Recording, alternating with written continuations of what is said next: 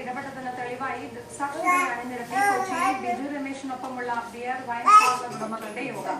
പരാതി പിൻവലിക്കാൻ doctor സ്റ്റീഫനും Jose K Mani എംപിയും 10 കോടി രൂപ വാഗ്ദാനം ചെയ്തുവെന്ന് ബിജു രമേശ് ആരോപിച്ചു.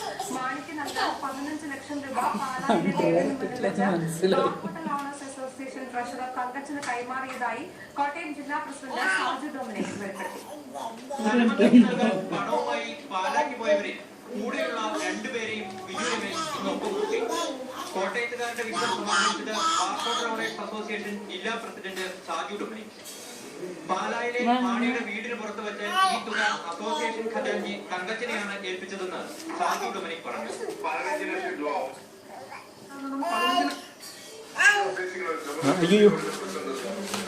പറയാ മതിയല്ലേ?